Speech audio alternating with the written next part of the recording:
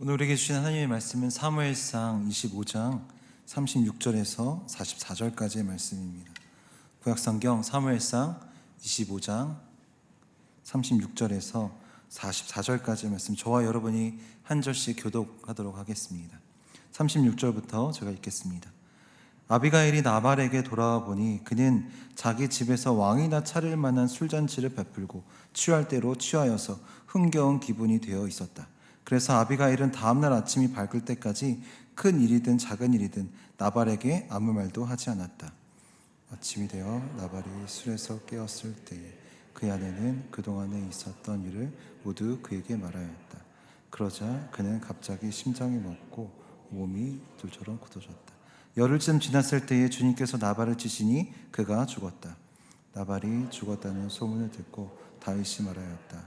주님을 찬양하여라. 나발이 나를 모욕하였으나 주님께서 그 원수를 갚아주시고 이 종이 직접 무슨 악을 행하지 않게 막아주셨다. 주님께서는 나발이 저지른 죄악을 나발의 머리로 돌려보내주셨다. 다윗은 아비가일을 자기 아내로 삼으려고 그 여인에게 사람을 보내어 그 뜻을 전하였다. 다윗의 종들이 갈멜로 아비가일을 찾아가서 그 뜻을 전하였다. 다윗 어른께서 댁을 모셔다가 아내로 삼으려고 우리를 보내셨습니다. 아비가일이 일어나 얼굴이 땅에 닿도록 절을 한 다음에 말하였다. 이 몸은 기꺼이 그분의 종이 되어 그를 섬기는 종들의 발을 씻겠습니다. 아비가일이 일어나서 서둘러 나귀를 타고 길을 떠나니 그 뒤로 그 여인의 몸종 5이 따라 나섰다. 아비가일은 이렇게 다윗의 시종들을 따라가서 그의 아내가 되었다. 다윗은 이미 이스라엘 여인 아히노암을 아내로 맞이하였기 때문에 이제는 두 사람이 다 그의 아내가. 함께 읽겠습니다. 본래 다윗의 아내는 사울의 딸 미갈이었으나 사울이 이미 다윗의 아내를 갈림 사람 라이스의 아들 발디에게 주었다. 아멘. 네, 우리가 사는 인생은 언제나 연속의 선택의 연속입니다. 매일같이 선택하면서 우리는 살아갑니다. 뭘 먹을지, 뭘 입을지, 예배 끝나고 뭘 할지, 여러 가지의 선택지 속에서 우리는 살아가고 있습니다. 그런데 성경이 우리에게 제시하는 선택지는 단 2가지입니다. 그 2가지가 무엇이냐면 하나님인가 아닌가입니다. 하나님을 선택할 것인가 아니면 하나님이 아닌 것을 선택할 것인가. 늘 우리에게 제시하고 있는 성경의 선택지는 단 2가지입니다. 그러니까 우리 인간이라는 이 인생에서 우리가 늘 구분하며, 우리가 늘 결심하며, 우리가 늘 결단해야 될 그 선택은 무엇이냐면 바로 하나님이라는 것입니다. 우리가 선택하는 이 선택이 과연 어떠한 영향을 미칠지 우리 다윗과 사울을 통하여서 조금 그 선택에 대해서 잘 하나님의 말씀을, 마음을 잘 받아 나아가는 시간 되기를 소망합니다. 사울은 이 2개의 선택지, 하나님인가 아닌가 라는 이 2개의 선택지에서 하나님이 아닌 것을 선택했습니다. 그래서 그의 선택으로 인하여서 다윗은 그 사울로부터 쫓기는 신세가 되었습니다. 그래서 광야를 떠돌아다니는 떠돌이 인생을 살게 됩니다. 그렇게 그 다윗이 이 사울의 선택을 통하여서, 그가 하나님이 아닌 것을 선택함을 통하여서 다윗의 인생이 결정되고 그것을 영향을 받아서 살아가게 되는데, 다윗이 살아가는 그 광야에서 다윗은 무엇을 했는지 혹시 알고 계십니까? 다윗은 그 광야에서, 그 들판에서 무엇을 했냐면 400명, 그 다윗의 중심으로 몰려든 이 400명의 사람들과 경비 일을 했습니다. 시큐리티를, 보안업체를 차렸습니다. 세콤의 원조가 바로 다윗입니다. 당시에는요, 이 양과 염소를 키우는 목축업을 참 많이 했습니다. 이 목축업을 하는 사람들에게 가장 중요한 날이 언제인지 아시나요? 이 양털을 깎는 날이 아주 중요한 결산의 날입니다. 한 해 농사가 얼마나 잘 됐는지를 보는 날이 바로 이 결산날, 이 양털을 깎는 날입니다. 그런데 기가 막히게 이 산적들이요, 이 광야에서 숨어있는 이 산적들이 이 때를 기가 막히게 노리고 이 양털 깎는 날을 딱 기다렸다가 싹 다 빼앗아 가는 날이 비일비재했습니다. 그래서 이 양을 키우고 있는 이 사람들이, 이 고용하고 있는 사람들이 경비업체를 고용을 합니다. 경비를 좀 해주십시오. 이 날 우리가 양털을 깎습니다 라고 해서 바로 그 일을 다윗이 했다라는 겁니다. 다윗 주변으로 몰려든 400명의 사람들과 이 경비 업체를 해가지고 아주 그때 당시에 뭐 여러 가지의 사람들 여러 지역에서 이 경비를 하면서 그는 생계를 유지해 나갔습니다. 틈새 시장을 아주 잘 노렸습니다. 근데 오늘 본문에 딱 등장하는 사람이 있습니다. 나발입니다. 이 나발이 누구냐면 다윗의 고객입니다. 경비 업체를 고용한 고용주가 바로 이 나발입니다. 돈이 좀 있어요. 그리고 그 나발이 이렇게 하고 있는 사업에 많은 인력, 경비 인력이 투입이 됐습니다. 그런데 지금 이 다윗이 이 나발 고객님 때문에 참 많이 화가 나 있습니다. 돈을 못 받았습니다. 임금체불이 되었어요. 그래서 다윗도 이 자신과 함께 일하는 직원들에게 이 먹을 것을 주지 못하는 겁니다. 식량을 주지 못하는 거예요.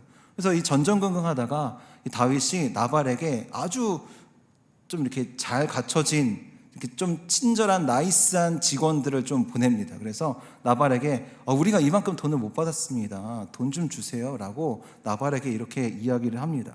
그런데 이 나발이 어떻게 대응을 하는지 우리 사무엘상 25장 10절에서 11절 말씀을 함께 읽어보겠습니다. 함께 읽겠습니다. 시작. 드디어 나발이 다윗의 젊은이들에게 대답하였다. 도대체 다윗이란 자가 누구며 이새의 아들이 누구냐? 요즘은 종들이 모두 저마다 주인에게서 뛰쳐나가는 세상이 되었다. 그런데 내가 어찌 빵이나 물이나 양털 깎는 일꾼들에게 주려고 잡은 짐승의 고기를 가져다가 어디서 왔는지도 모르는 자들에게 주겠느냐? 분명히 고용해서 경비 일을 다 했는데 그 많은 대가를 치르지도 않은 그 사람이, 그 나발 고객님께서 이 다윗의 젊은이 직원들에게 뭐라고 얘기하냐면 어디 듣보잡이 와서 내 걸 다 뺏어가려고 그래 라고 이야기를 하는 겁니다. 여러분, 다윗의 발작 버튼이 딱 눌렸습니다. 이 무시당하는 것을 너무나도 힘들어하는 이 다윗의 발작 버튼이 딱 눌렸어요. 그렇게 다윗이 잔뜩 화가 나서 이제 사람들을 데리고 거기서 싸움 잘하는 직원들을 다 데리고 이제 나발의 집으로 달려갑니다. 근데 바로 그때 집에 도착하기 직전에 누구를 만나냐면 한 여자를 만납니다. 이 여자 이름이 바로 아비가일입니다. 아비가일이 누구냐면 이 나발 고객님의 아내입니다.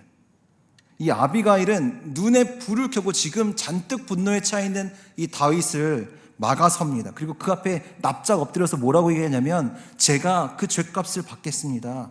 아내가 그렇게 납작 엎드립니다. 그리고 뭐라고 얘기하냐면 다윗이여, 왕이 될 그 손에 무고한 피를 흘리지 마십시오 라고 다윗을 설득하고 있습니다. 그러니까 아비가일은 이 모든 상황을 다 잘 이렇게 정리해 나가고 있습니다. 모든 수단을 다 동원해서 이 분노의 이 감정들을, 이 어려운 이 상황들을 잘 진정시키는 일에 그 아비가일은 모든 것들을 다 동원해서 그 일들을 다 정리해 나가고 있습니다. 이 아비가일이 납작 엎드려서 막 이렇게 애걸복걸하니까 다윗은 잠시 화가 누그러졌습니다. 그리고 아비가일이 이렇게 고군분투하고 있는 그 모습을 보고서 잠깐 이해하는 것 같습니다. 잠깐 이 마음을 내려놓고 이제 그 상황들을 조금 더 기다려보기로 합니다. 그런데 이렇게 이 아내가 막 고군분투하는 동안 남편은 무엇을 하고 있었는지 아십니까? 우리 36절 말씀 함께 읽겠습니다. 36절입니다. 시작. 아비가일이 나발에게 돌아와 보니 그는 자기 집에서 왕이나 차릴 만한 술잔치를 베풀고 취할 대로 취하여서 흥겨운 기분이 되어 있었다. 여기까지 읽겠습니다. 여러분, 속이 터지지 않습니까?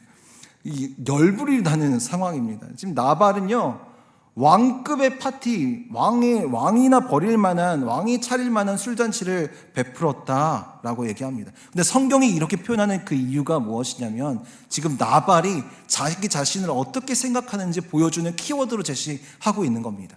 왕이 차릴 만한 술잔치.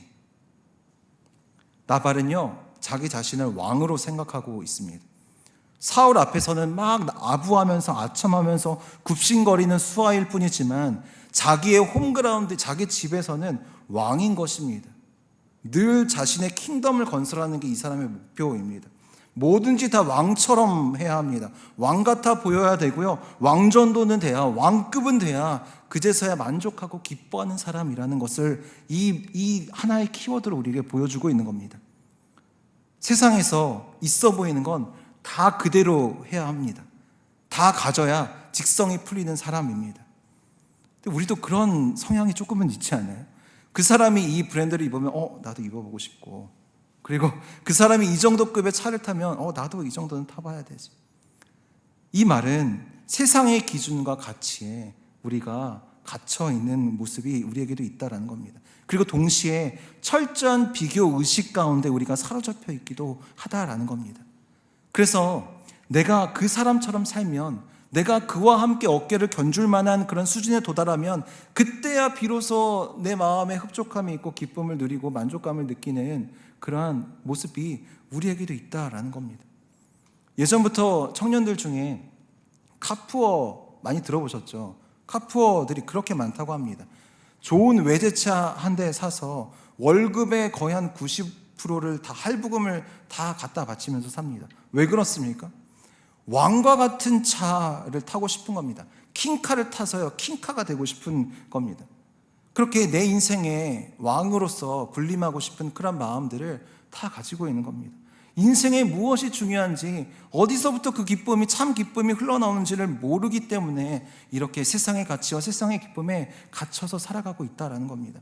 여러분, 성경이 말하는 어리석음은 다른 게 아닙니다. 내가 나의 왕이 되는 게 진짜 어리석음입니다. 어떻게든 왕의 자리로 오르려고 발버둥 치면서 사는 게 그게 진짜 어리석음이다. 나에게 취해서, 내 인생에 취해서, 내 기쁨과 내 영광에 취해서 사는 것이, 그것이 진짜 어리석음이다 라고 성경은 이야기하고 있습니다. 나밖에 모르는 무지입니다. 내 인생밖에 모르는 무지입니다. 그렇게 살다가 결국 하나님을 잊어버리고 결국 하나님을 잃어버리는 정말 무시무시한 무지함 가운데 이르게 된다는 것입니다. 나발의 이름 뜻이 무엇인지 아십니까? 바보입니다. 어리석은 자입니다. 그러니까 나발이 지금 나발답게 살고 있는 겁니다. 그러면 여러분, 집에서 남편이 이렇게 왕과 같은 술잔치 파티를 벌이면 그 왕의 아내, 그 왕과 같은 그 남편의 아내인 이 호스트의 아내는 무엇을 하고 있어야 되죠? 옆에서 술 갖다가 대령하고 안주 갖다 주고 이렇게 막 남편의 이 장단을 다 맞춰주는 게 그 당시에 그 남편의 아내들의 일이었습니다. 파티가 잘 진행되도록, 당시에는 술이 떨어지면요, 이거는 모욕입니다. 치욕입니다. 그래서 어떻게든 술이 떨어지지 않도록 하는 것이 바로 아내의 역할이었습니다. 그래서 이 나발의 아내 아비가일은요, 한시도 파티장을 떠날 수가 없었습니다. 그런데 이 아비가일이 다윗이 달려오고 있다라는 이 소식을 듣고 파티장을 곧장 떠납니다. 그리고 척척척척 계획을 딱 세워서 신속하게 이 상황을 정리해 나가고 있습니다. 그녀가 왜 이 파티를 잘 관리하는 것, 그것보다 더 중요한 것을 발견하고서 왜 바로 달려나갔는지 알고 계십니까? 여자의 직감 때문이 아니라요, 이 상황을 바라보는 통찰력 때문에 그렇습니다.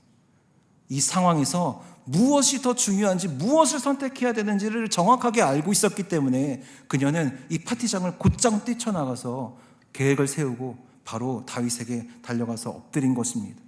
얼마나 치밀했는지 한번 보세요. 그 긴박한 상황에서요, 아비가일은요, 이 가장 먼저 이 다윗에게 식량을 나귀에다가 이렇게 잔뜩 실어다가요, 먼저 다윗에게 나귀를 보냅니다. 식량을 먼저 보냅니다. 여러분, 이 다윗과 나발이 관계가 틀어진 첫 번째 원인이 뭐죠? 임금, 식량 때문에 그랬습니다. 그래서 아비가일은 그 모든 상황을 다 알고 바로 식량부터 먼저 보내요. 배고픔 먼저 달래주고 있습니다. 그리고 나서 그에게 납작 엎드려서 아주 극진히 공손하게 그의 불편한 마음을, 다윗의 이 분노를 잘 누그러뜨려 주는 것입니다. 아주 신속하게, 아주 치밀하게 무엇이 정확한지 선택하는 그 선택으로 이 아비가일은 이 분노의 상황을, 이 어지러운 상황을 잘 정리해 나가고 있다는 것입니다. 여러분, 그리스도인의 지혜가 바로 이 아비가일과 같은 지혜입니다. 예수님이 이 땅에 오셔서 공생의 사역을 딱 시작하시고요, 수많은 사람들에게 가셔서 그들의 필요를 채워주셨습니다. 그들의 아픈 부분을 치유해 주셨어요. 그들을 먹이시고요. 그들과 함께 있으시면서 그들의 필요들을 막 채워주셨습니다. 그리고 나서 복음을 가르쳐 주셨어요. 하늘에 대해서 이야기해 주셨습니다. 이것이 예수님이 행하신 공생의 사역들입니다. 그것뿐만 아니라 초대교회 그리스도인들도 마찬가지입니다. 초대교회 그리스도인들도 자기가 가지고 있는 것 다 팔아서요, 사람들에게 다 나눠주는 일을 벌였습니다. 그래서 당시에 초대교회 그리스도인들이 사람들에게 호감을 얻었다라고 기록합니다. 힘들고 어려운 이들에게 친구가 되어주고 먹을 것, 입을 것, 마실 것 다 나누는 자로 먼저 그들의 이 세상의 이 시대에 나의 이웃들의 필요를 먼저 채워주는 공동체가 바로 교회였다라는 사실입니다. 우리나라에 들어오신 선교사님들도 그렇잖아요. 오셔서 성경만 가르치지 않았습니다. 학교를 세우고요, 병원을 세우고요, 복지기관을 세웠습니다. 그래서 이 땅에 굶주리고 있는 이들의 필요를 먼저 채웠습니다. 여러분, 우리가 진지하게 고민해 봐야 될 것이 무엇이냐면, 내가 다니고 있는 교회는 어떠한 공동체인가를 고민해 봐야 됩니다. 내가 속해 있는 목장은 무슨 일을 하는 목장인가, 우리는 철저하게 살펴봐야 합니다. 성경이 이야기하고 하나님이 말씀하시는 교회는, 하나님이 세우신 교회는 그 어떠한 기관보다, 그 누구보다 상대가, 이 시대가 무엇을 필요로 하는지, 무엇을 가장 중요하게 여겨야 되는지를 아는 공동체여야 할 줄 믿습니다. 내 인생, 내 공동체에만 관심 가지고 나만 잘 먹으면 돼, 우리만 잘 살면 되지, 그냥 끼리끼리 모여서 예배하고 우리끼리 희희낙낙 구원받고 그렇게 하는 공동체가 교회가 아닙니다. 여러분, 마가복음 12장 33절 말씀 함께 읽겠습니다. 마가복음 12장 33절입니다. 시작. 또 마음을 다하고 지혜를 다하고 힘을 다하여 하나님을 사랑하는 것과 이웃을 자기 몸같이 사랑하는 것이 모든 번제와 희생 제사보다 더 낫습니다. 이야기하고 있습니다. 교회는 성도들끼리 모여서 예배하고 교제하는 그들만의 파티장이 아닙니다. 더 높이 담을 쌓고 더 문턱을 높이는 곳이 교회가 아닙니다. 교회는요, 예수 그리스도의 이름으로 모였다가 세상으로 흩어지기 위해서 모이는 곳이 바로 교회입니다. 무엇을 하기 위해서 흩어집니까? 사랑하기 위해서 흩어지는 겁니다. 하나님 사랑을 가지고 내 이웃의 필요를 채워주기 위해서 우리는 흩어져서 나아가는 바로 그 공동체가 바로 교회여야 합니다. 그래서 우리는 이곳 가운데서 하나님 사랑 붙잡고 그렇게 그 사랑 가지고 살아가는 그런 사람들로 있다가, 이제는 예배당을 나가서 내가 그 사랑 가지고 살아가겠습니다, 그 결단으로 살아가는 공동체가 바로 교회입니다. 지금 이 나발이 차린 그 왕이 차릴 만한 술 잔치의 이 음식들, 이 호화로운 파티 음식이 진짜 필요한 사람이 누구죠? 다윗입니다. 다윗의 직원, 다윗의 사람들입니다. 나발은 이제 그만 먹어도 됩니다. 아니, 그만 먹어야 합니다. 그러나 다윗의 사람들은 먹어야 합니다. 굶주리고 있는 자들은 먹어야 합니다. 그리고 그들의 마음을 달래야 합니다. 여러분, 우리가 하나님의 말씀을 가지고 하나님의 은혜를 충만히 받으면 이제 그 은혜가 필요한 사람이 누구입니까? 그 사랑이 필요한 사람이 누구입니까? 그 은혜, 그 사랑이 필요한 그들에게 우리는 이제 그 은혜를 먹여줘야 합니다. 그 사랑을 그들에게 먹여줘야 합니다. 편한 사람들끼리, 교회 용어가 통하는 사람들끼리 만나서 밥 먹는 거 말고요, 내가 나의 이웃에게, 정말로 영적으로 굶주리고 있는, 정서적으로 힘들어하고 있는 이에게 무엇을 먹일까, 무엇을 입힐까, 무엇을 마시게 할까, 그렇게 고민하며 머리를 맞대다가 이제 그들에게 향하는 바로 그 걸음이 우리의 인생의 걸음이 되기를 간절히 소망합니다. 바로 그 교회가, 바로 우리 교회가, 우리 옥수교회가 되기를 소망합니다. 그래서 교회에 딱 오면요, 하나님이 나 정말 사랑하시는 것 같아, 이러한 사랑을 누리는 그러한 처소가 우리 교회가 되기를 소망합니다. 아비가일에 대해서 조금 더 살펴보면 좋을 것 같습니다. 어떤 분은 이 아비가일의 그녀의 인생에서 가장 잘한 선택이 무엇이냐라고 이렇게 했을 때 다윗을 선택한 것이라고 하더라고요. 그 다윗을 남편으로 맞아들인 것, 남자 잘 만난 것, 이렇게 이야기를 하더라고요. 근데 여러분, 이게 아비가일의 지혜가 아닙니다. 이것이 그녀의 지혜가 아닙니다. 아비가일은요, 이 다윗과 나발 중에 한 사람을 선택한 것이 아닙니다. 사실 여러분이 아비가일이라고 한번 생각해 보세요. 남편 나발이 보기 좋았을까요?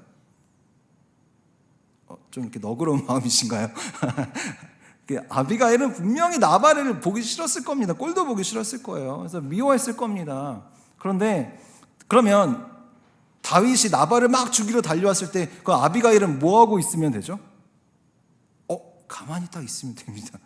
그러면 다윗이 알았어, 내 남편 다 없애버려 줄 거, 그럼 난 새로운 출발해보자. 아마 이렇게 생각했을 수도 있을 겁니다.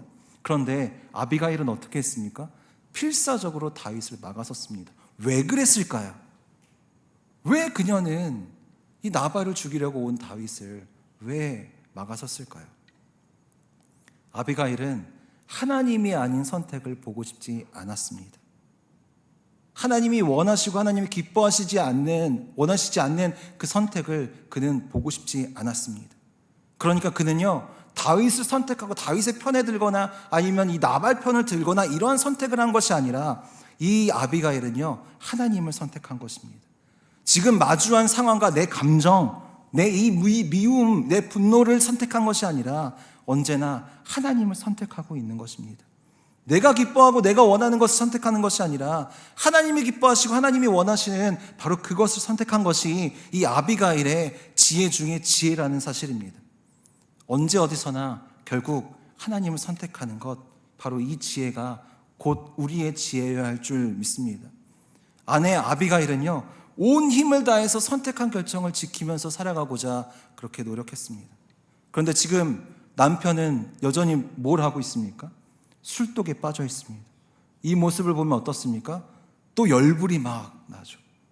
한 집사님께서 매일 새벽마다 기도하러 나오세요. 남편 구원을 위해서, 그리고 자녀들 영혼 구원을 위해서 막 새벽마다 막 소리 지르면서 눈물 콧물 쏟으면서 막 기도하세요. 그런데 언제 가장 낙심이 되냐라고 물으면 주일날 그렇다고 합니다. 주일 되면 남편은 매주 골프 치러 이제 갈 준비를 하고, 애들은 방에 틀어박혀서 뭐 유튜브나 보고 있고 게임하고 있는 꼴을 보고 있으면 이 주일날 아침만 되면은 이 분노가 막 마음속에 치밀어 오른다고 합니다. 그래서 매 주일마다 교회 가기 전에 남편이랑 애를 그렇게 잡는 거예요. 온갖 막 잔소리와 신경질을 실컷 쏟아붓고 교회에 딱 오면은 눈물부터 나는 겁니다. 마음이 너무 불편해요. 집에 가면 또 속이 터질 텐데.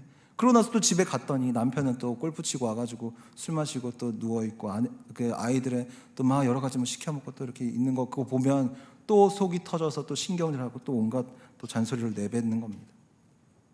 그런데 이 아비가일은요, 술 먹고 뻗은 나발을 보고 어떻게 했는지 함께 보겠습니다. 우리 37절 38절 말씀 함께 읽어보겠습니다. 시작. 아침이 되어 나발이 술에서 깨었을 때에 그의 아내는 그동안에 있었던 일을 모두 그에게 말하였다. 그러자 그는 갑자기 심장이 멎고 몸이 돌처럼 굳어졌다. 열흘쯤 지났을 때에 주님께서 나발을 치시니 그가 죽었다. 아비가일은요, 이 술에 취해서 자고 있는 남편을 깨우지 않습니다. 그가 다 이렇게 제정신이 될 그 아침이 되어서야, 술에 깨고 나서야, 그때서야 이 일에 대해서 말을 하고 있습니다. 취한 사람들한테 말해보신 적 있으시죠? 아무리 말해도 알아듣지 못합니다. 기억도 못합니다. 기억을 해도요, 왜곡해서 기억합니다. 그러니까 하고 싶은 말 많아도 그냥 술 취한 사람에게 입 꾹 다물고 양말이나 벗겨주고 재워주는 게 낫습니다. 그리고 다음날 알아들을 수 있을 때 이야기해줘야죠. 그런데 여러분, 이것이 술에 취한 이 상대방뿐만이 아닙니다.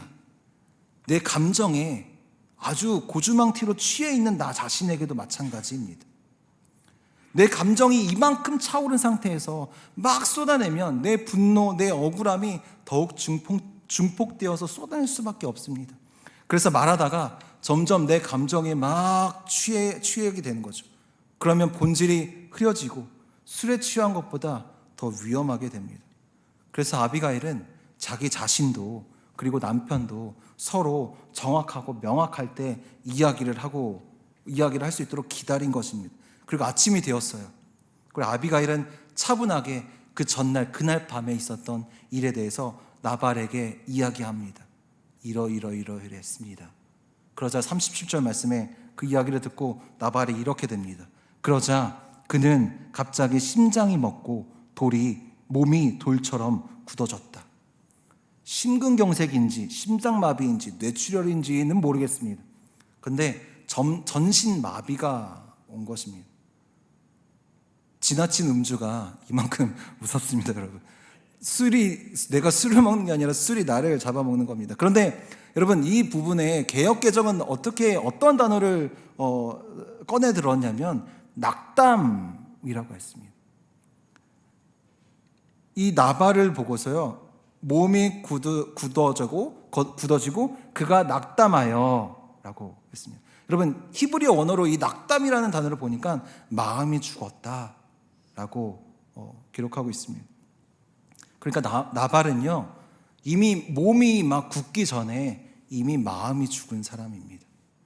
마음이 굳어버린 사람입니다. 전신마비가 오기 전에 전신마비가 된 사람입니다. 그 원인이 무엇이죠? 내게 취해서 살았기 때문에 그렇습니다. 지금 내가 누리는 영광에 취해 있었고 내 자리, 내 지위, 내 소유에 깊이 취해 있었기 때문에 그렇습니다. 그러니까 이 아내로부터 들은 이 어젯밤 네가 죽을 수도 있었다, 내 인생이 끝날 수도 있었다라는 이 소식이, 이 생명의 위협이 나발에게는 엄청난 충격이었던 겁니다. 세상에서 왕같이 살아가는 자가 가장 두려워하는 게 무엇입니까? 죽음입니다. 이 세상이 끝나는 게 가장 두렵습니다. 왕처럼 살아가는 이 현실이 끝나는 것을 가장 두려워합니다. 그래서 지하 벙커를 만들고요, 무인도를 사고요, 화성을 가는 거죠. 나의 끝을 보는 것이 두렵기 때문에 그렇습니다. 그래서 마음을 굳히는 겁니다. 아무리 찔러도 피 한 방울 나오지 않는 그 정도는 돼야 이 세상에서 살아남을 수 있기 때문에 내 마음 굳히기를 더 들어가는 겁니다. 낙담, 마음이 죽었다, 마음이 굳었다, 이것이 무엇입니까? 하나님이 내게, 내 마음에, 내 심령에 계시지 않는다라는 것입니다. 성령님이 나의 삶 가운데 내 안에 거하시지 않는다라는 사실입니다. 그러니까 나발은 오래전부터 이 전신마비를 알아온 병자였습니다. 그래서 세상에 더 강한 자극, 세상에 더 강렬한 쾌락을 늘 내게 주입해야 되는 거죠. 더 큰 자극으로 내가 연명해서 살아가는 그러한 사람이었습니다. 그러나 그 끝은 무엇입니까? 38절 말씀에 이렇게 기록하고 있습니다. 열흘쯤 지났을 때에 주님께서 나발을 치시니 그가 죽었다. 나발은 살아생전에 하나님이 없는 삶을 살았습니다. 그런데 하나님의 그 왕의 자리를 찬탈하면서 스스로 왕처럼 여기며 살아왔습니다. 그런데 인생의 끝에 밝혀지는 사실이 있습니다. 그 생명을 누가 쥐고 계셨죠? 주님께서 쥐고 계셨습니다. 주님께서 치시니 그가 죽은 것입니다. 여러분, 성경은 계속해서 우리에게 알려주고 있습니다. 하나님이 왕이셔, 인생의 주인은 하나님이셔 라고 우리에게 알려주고 있습니다. 여러분, 그러면 이제 나발의 마음 말고요, 내 마음을 한번 돌아보시기 원합니다. 내 마음은 굳어 있습니까? 부드럽습니까?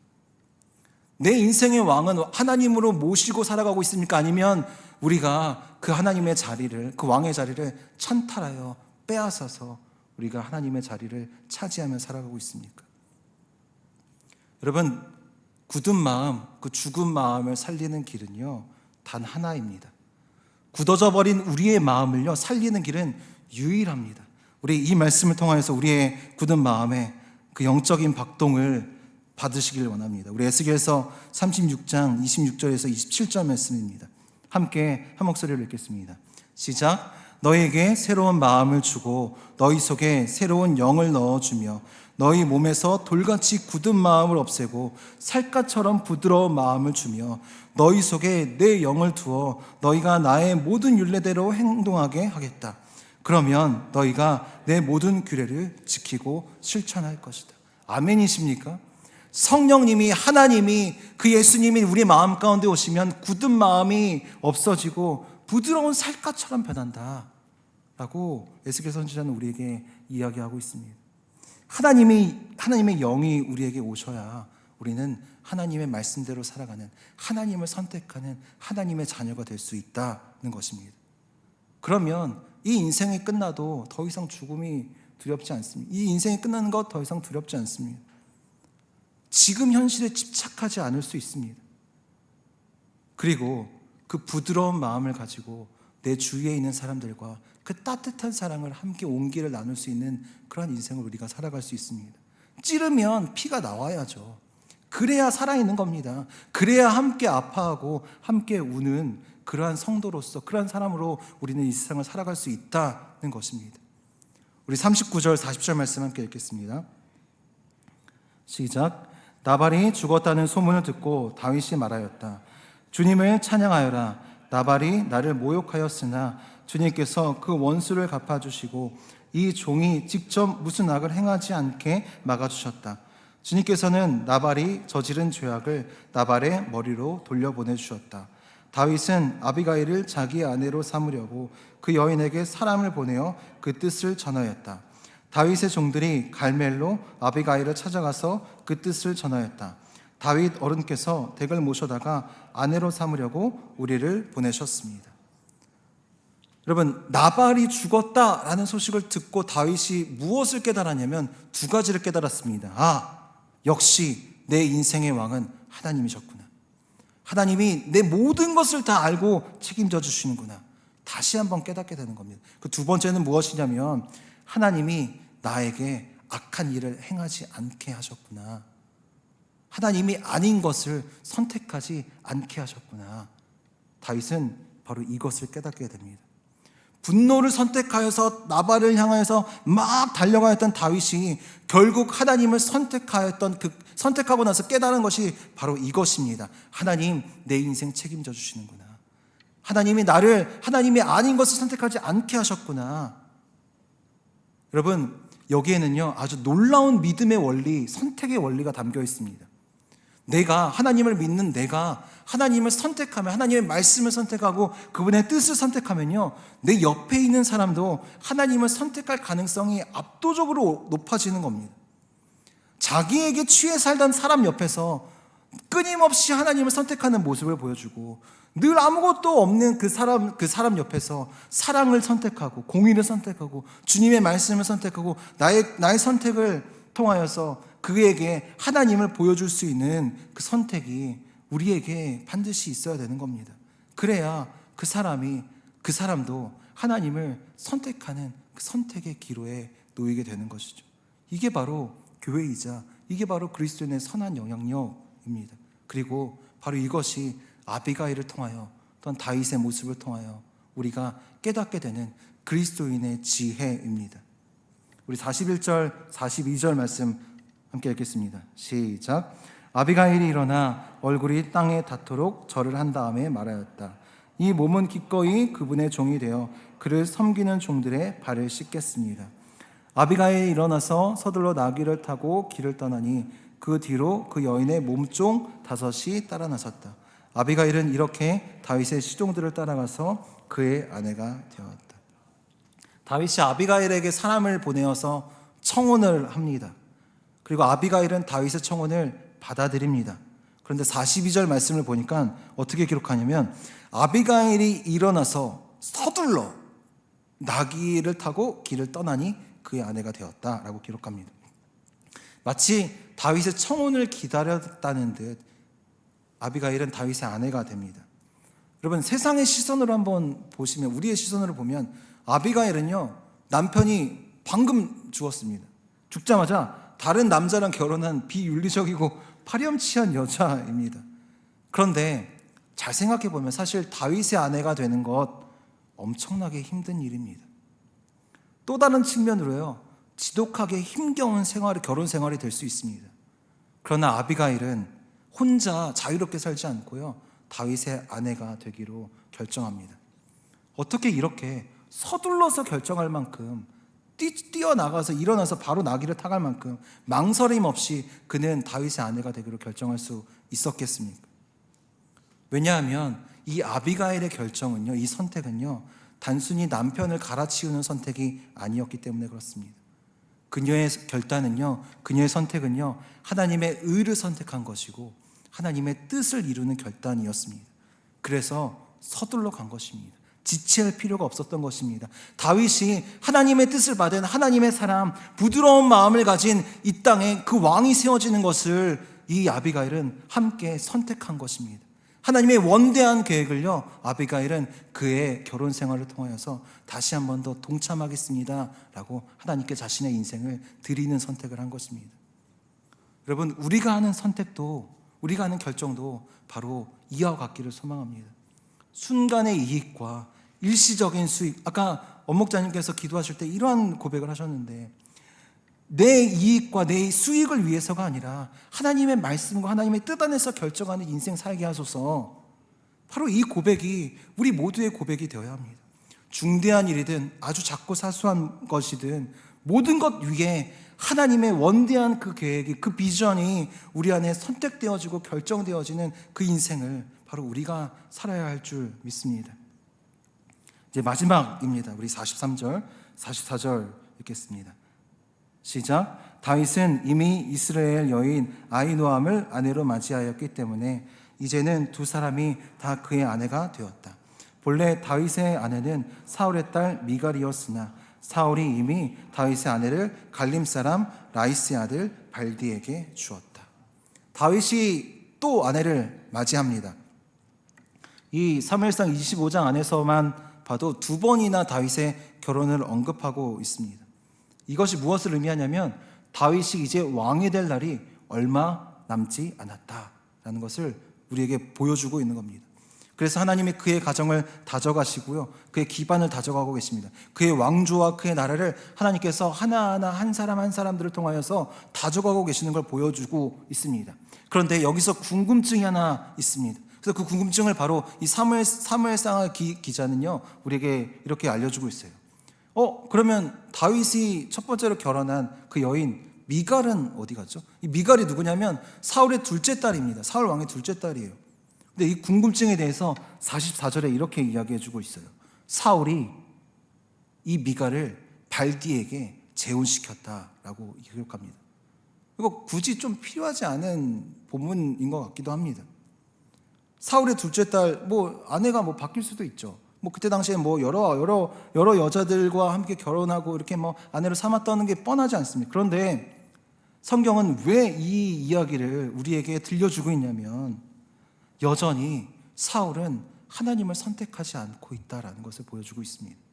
여전히 다윗을 내 손에 움켜쥐고 싶고 여전히 이 왕의 자리를 누군가에게 내어주고 싶지 않은 그 하나님이 아닌 다른 것을, 나를 선택한 그 모습을 이 한 구절을 통해서 우리에게 보여주고 있습니다. 여러분, 이제 우리가 결정해야 할 때입니다. 하나님을 선택할 것인가, 하나님이 아닌 것을 선택하며 살아갈 것인가. 이제 우리의 마음을 결정해야 할 때입니다. 하나님을 선택하는 것이 무엇입니까? 하나님이 기뻐하시고 하나님이 원하시고 하나님의 계획과 하나님의 말씀을 선택하며 살아가는 것입니다. 그분의 뜻을 구하고요, 말씀으로 그분의 뜻을 깨닫고요, 그 깨달은 대로 힘을 다하여 살아가는 바로 그것이 하나님을 선택하는 것입니다. 예수님이시라면 어떻게 하셨을까? 이 질문 하나로, 이 질문 붙잡고 살아가는 것이 바로 우리가 해야 할 선택인 줄 믿습니다. 예수님이 십자가를 지러 가시기 전 그 감람산에서 이렇게 기도하십니다. 내 뜻대로 되게 하지 마시고 아버지의 뜻대로 되게 하여 주옵소서. 이렇게 간절히 기도하셨습니다. 예수님의 선택을 보여주신 겁니다. 아버지의 뜻대로 되게 하여 주옵소서. 여러분, 그러자 어떠한 일이 일어나는지 아십니까? 누가복음 22장 43절입니다. 제가 먼저 읽겠습니다. 그때에 천사가 하늘로부터 그에게 나타나서 힘을 북돋우어 드렸다.